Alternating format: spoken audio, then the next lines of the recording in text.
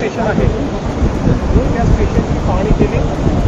त्याचं काम अतिशय चांगल्या पद्धतीनं चाललेलं आहे आणि डिसेंबर 27पर्यंत ते सगळं काम पूर्ण करण्याचं नियोजन आहे.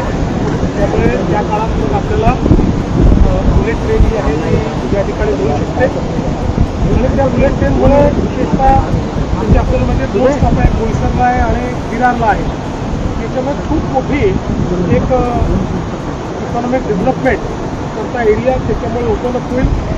आपण विचार करू शकतो की एक प्रकारे BKCचं एक्सटेन्शन होईल, कारण इथनं BKCपर्यंत अर्ध्या तासामध्ये पोचता येईल. त्यामुळे फार महत्त्वाचं काम ते होतं आहे.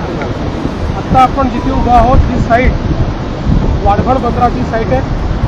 आपल्याला कल्पना आहे की आज देशातलं सगळ्यात मोठं बंदर हे JNPA बंदर आहे.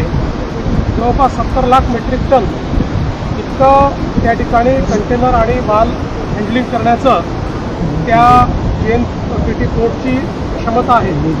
पण हे जे बंदर आपण बांधतोय हे JNPTच्या 3 पट मोठं आहे. याच्यामध्ये JNPTपेक्षा 3 पट जास्त क्षमता असणार आहे. हे देशातलं सगळ्यात मोठं बंदर आहे. जगातल्या पहिल्या 10 मधलं हे बंदर आहे आणि सगळ्यात महत्त्वाचं देशामध्ये अशी साईट कुठेच नाही. 20 मीटर डीप ड्राफ्ट असलेलं अशा प्रकारचे बंदर आहे. जगातली जी सगळ्यात मोठी शिप आहे, सगळ्यात मोठी व्हेसल आहे, ती आत्ता भारतात येऊ शकत नाही, त्याला दूर डॉक करावं लागतं. पण हे बंदर झाल्यानंतर त्या बंदरावर जगातली सगळ्यात मोठी शिप देखील येऊ शकेल अशा पद्धतीची याची रचना आहे. या संदर्भात आता काम फार वेगानं पुढे चाललेलं आहे. जवळपास 30 ते 40% जे काही या ठिकाणी ॲक्विजिशन होतं ते देखील पूर्ण झालं आहे. आमचा प्रयत्न आहे की कुठेही फोर्सफुल ॲक्विजिशन होऊ नये या दृष्टीने ग्रामस्थ आणि मासेमारी करणारे आमचे जे बांधव आहेत यांना विश्वासात घेऊन त्यांचं योग्य पुनर्वसन करतच आपल्याला हा प्रकल्प करायचा आहे. त्या दृष्टीनं अतिशय चांगला संवाद एस्टॅब्लिश झालेला आहे. या एका प्रकल्पातून 10 लाख रोजगार निर्मिती होणार आहे. त्यामुळे आपल्या लोकांना देखील मोठ्या प्रमाणात याच्यामध्ये सामील कसं करून घेता येईल याचा आपला प्रयत्न चालला आहे. विशेषतः मासेमारी करणाऱ्यांना एक मासेमारीचं बंदर देखील आपण तयार करून देतो आहोत, जेणेकरून त्यांचा व्यवसाय कमी व्हायच्याऐवजी वाढला पाहिजे, तो व्यवसाय देखील मोठा झाला पाहिजे, त्यातनंही अगदी एक्सपोर्टपर्यंत आपण जाऊ शकलो पाहिजे अशा पद्धतीचं बंदर आपण तयार करतो. आणि एकूणच आपल्याला कल्पना आहे की या जिल्ह्यामध्ये हे वाढवणचं बंदर आहे, त्यासोबत विरार अलिबाग कॉरिडॉर आहे. या ठिकाणी बोईसर आणि विरारची स्टेशन्स आहेत आणि एक नवीन एअरपोर्ट देखील आपण विरारच्या जवळ तयार करणार आहोत. या सगळ्या प्रकल्पांची पाहणी आज मी करतोय आणि या सगळ्या प्रकल्पांमुळे चौथी मुंबई जी आहे ती या भागामध्ये तयार होणार आहे. एक मोठी आर्थिक अशा प्रकारची गुंतवणूक येणार आहे आणि आमचा प्रयत्न आहे की या संपूर्ण आर्थिक परिवर्तनामध्ये स्थानिकांना सामील करून घेण्याकरता मग इथलं ITI आहे त्याचं अपग्रेडेशन करून इथे मोठ्या फिशरी इन्स्टिट्यूट तयार करून या ठिकाणी स्किल डेव्हलपमेंटचं काम ऑलरेडी आपण सुरू केलेलं आहे. त्याच्या माध्यमातून स्थानिकांना या परिवर्तनाचा फायदा कसा मिळेल हा प्रयत्न आपला चाललेला आहे. आणि मला समाधान आहे की इतक्या वर्षापासून अडलेले सगळे प्रकल्प आता माननीय मोदीजींच्या नेतृत्वात महाराष्ट्र सरकारने मार्गी लावलेले आहेत आणि पुढचे 30 वर्ष महाराष्ट्राची आणि देशाची अर्थव्यवस्था या एका वाढवण बंदरामुळे वर्धित वेगानं विकसित होताना आपल्याला पाहायला मिळेल. त्यामुळे देशाच्या इतिहासातलं विकासाचं एक महत्त्वाचं पान म्हणजे वाढवणचं बंदर.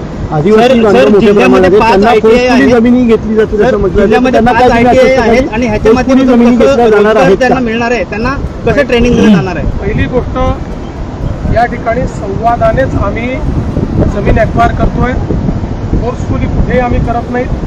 आणि म्हणूनच आपण बघितलं असेल की सुरुवातीच्या काळामध्ये अनेक लोकांनी अनेक अफवा पसरवल्या होत्या.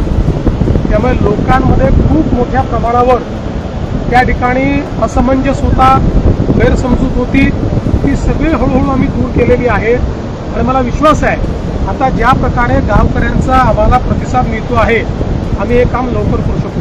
आपण ITIच्या संदर्भातला जो प्रश्न विचारला, हे सगळे ITI आपण अपग्रेड करतो आहोत. या ठिकाणी जी इकोसिस्टीम तयार होणार आहे त्यात कुठली कौशल्य हवी आहे ती सगळी कौशल्य आपण तिथे आणतो आणि आपल्या स्थानिकांना मोफत सर्व ट्रेनिंग त्या ठिकाणी आपण देऊन त्यांनाच या ठिकाणी त्या कौशल्याच्या माध्यमातून त्यांच्या जीवनामध्ये पुढे जाता येईल, हाय पेड जॉब्स मिळतील, अशा प्रकारचा आपला प्रयत्न. सर, JNPTने आश्वासन दिलं वाढवण बंदराच्या शेजारी 3 ग्रामपंचायत त्यांनी पूर्वीपासून समर्थन दिलेलं आहे वाढवण बंदराला, विकास करतो, परंतु त्यांनी अजून कोणताही निधी दिलेला नाही. आपल्याला कल्पना आहे की आता याची सुरुवात झालेली आहे. आतापर्यंत रेग्युलेटरी सगळ्या परमिशन्स आपण घेतो. आता या रेग्युलेटरी परमिशन्स 90% झाले, 10% आता ऑटो पायलट मोडमध्ये तेही लवकर मिळतील. त्यामुळे आता खरा विकास चालू होईल.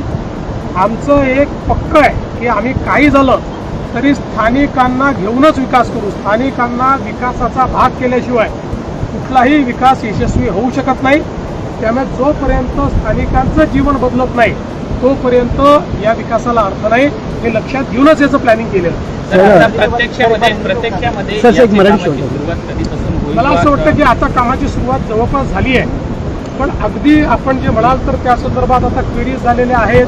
जवळपास मोठ्या प्रमाणात त्या ठिकाणी जमिनीवरनं रेती जी आहे, वाळू जी आहे ती आणण्यात येणार आहे. त्याची टेंडर्स वगैरे सगळे झालेले आहेत. त्यामुळे प्रत्यक्ष कामाला या ठिकाणी सुरुवात होणार आहे. जवळपास ती झाली आहे आणि पुढच्या काळात वेगानं ती होताना दिसेल. पुढच्या 3 वर्षामध्ये आमचा प्रयत्न आहे की या ठिकाणी मेजर काम आम्ही करून आपल्याला हे बंदर कसं त्या ठिकाणी अस्तित्वात आणता येईल अशा पद्धतीनं किमान त्याचं प्रायमरी काम तरी झालं पाहिजे, हा आपला प्रयत्न आहे. आणि आमची जी या ठिकाणी स्थानिक यंत्रणा आहे, म्हणजे केवळ JNPTच नाही तर आमची जी जिल्हा यंत्रणा आहे, मग जिल्हाधिकारी असतील, पालकमंत्री असतील किंवा आमचे फिशरीज मंत्री असतील आणि इथले जे जिल्हा प्रशासनातले लोक आहेत, असे सगळे मिळून पुढचं प्लॅनिंग आम्ही सुरू केलेलं आहे. कारण इतक्या मोठ्या प्रमाणात जेव्हा इथलं उलाढाल सुरू होईल त्यावेळी इतक्या मोठ्या प्रमाणात या ठिकाणी आर्थिक गतिविधी सुरू होतील. त्याचा फायदा घ्यायचा असेल तर आत्ता त्याचं प्लॅनिंग करावं लागेल. तेच प्लॅनिंग करतो आणि तेच सगळं प्लॅनिंग पाहण्याकरता मी आलो. सर, वाढवण बंदरापासून जो रस्ता जातोय त्याला कशा पद्धतीने वेगवेगळ्या गावांतून अलाइनमेंट देण्यात येणार आहे, काय नियोजन असणार? त्याचा नीट अलाइनमेंट ठरलेली आहे. कारण आपल्याला वाढवणवरनं एक चांगला रस्ता, त्यासोबत जे आपलं फ्रेट कॉरिडॉर आहे त्याची कनेक्टिव्हिटी म्हणजे मल्टी मॉडेल कनेक्टिव्हिटी आपल्याला द्यावी लागेल. तिचं कम्प्लीट प्लॅनिंग आपण केलेलं आहे आणि लवकरच त्याचंही काम आपण करतो. उच्चस्तरीय बैठक झाली त्याच्यानंतर त्यांनी विधान केलेलं असं आहे, माझ्याकरता हे राजकीय प्रश्न गौण आहे. या राजकीय प्रश्नांनी कोणाचंही भलं होणार नाही, लोकांचं भलं विकासाने होणार आहे. त्यामुळे माझं सगळं कॉन्सन्ट्रेशन हे विकासावर आहे. आणि मला कधी कधी आश्चर्य वाटतं की सर्व्हिस फ्लाईटमध्ये ज्यात कोणी बसू शकतं अशा फ्लाईटमध्ये योगायोगाने आम्ही एकत्रित आल्यानंतर जितक्या चर्चा झाल्या त्या चर्चा म्हणजे मला तर असं वाटतं की माफ करा पण कधी कधी वाटतं की आपण राजकीय व्यवस्थेत आहोत का वेड्यांच्या बाजारात आहोत असा प्रश्न पडावा. अशा पद्धतीच्या चर्चेत पण काही हरकत नाही. किती कोटी ऐकलं विमानामध्ये? मला असं वाटतं नाही, ते एका बाजूला बसले होते, मी एका बाजूला. समजा आम्ही आजूबाजूला असतो तर गप्पा मारले असते, त्याला काय अडचण आहे? सर, आपण म्हणताय की चौथी मुंबई होईल, मात्र डहाणू किंवा परिसर या ठिकाणी DTPAचे काही निर्बंध आहेत, त्यासाठी सरकार कशा पद्धतीने? असं आहे की पहिल्यांदा तर हे निर्बंध जे आहेत या निर्बंधामध्ये पूर्णपणे शिथिलता यावी अशा मानणाऱ्यांपैकी आम्ही नाही. विकासाला आवश्यक तेवढी शिथिलता आली पाहिजे. कारण डहाणू नॅचरल एरिया प्रोटेक्ट करण्याकरताच आपण वाळवण बंदराची या ठिकाणी व्यवस्था अशी केलेली आहे की ते आतमध्ये 5 किलोमीटरपर्यंत रस्ता त्याचा तयार केलेला आहे. त्यामुळे इथली जी जैवविविधता आहे, निसर्ग आहे, तो लक्षात घेऊनच मग या भागामध्ये अशा पद्धतीनं जैवविविधता आहे तिथे आपल्याला कमर्शियलपेक्षा रेसिडेन्शियल प्लॅनिंग जास्त करावं लागेल. त्याकरता जे काही आवश्यक आपल्याला बदल करून घ्यायचे आहेत ते आपण डहाणू अथॉरिटीकडे जाऊन ते बदल मिळवून घेऊ. ज्या ठिकाणी आपल्याला लॉजिस्टिक कॉरिडॉर करता येतो अशा जागा आम्ही आयडेंटिफाय केल्या की जिथे जैवविविधतेवर आपल्याला कुठलाही परिणाम होणार नाही तिथे आपण लॉजिस्टिक कॉरिडॉर करू. ज्या ठिकाणी कमर्शियल कॉरिडॉर करता येतो तिथे कमर्शियल करू. अशा पद्धतीनंच याचं प्लॅनिंग करतो आहोत. त्यामुळे खूप असं विस्थापना करायची आणि डहाणू अथॉरिटीज आम्हाला नको किंवा डहाणू अथॉरिटीने ज्या ठिकाणी जे काही प्लॅनिंग केलेलं आहे ते सगळं उलटसुलट करायचं आम्ही कधीही करू देणार नाही. वाढवण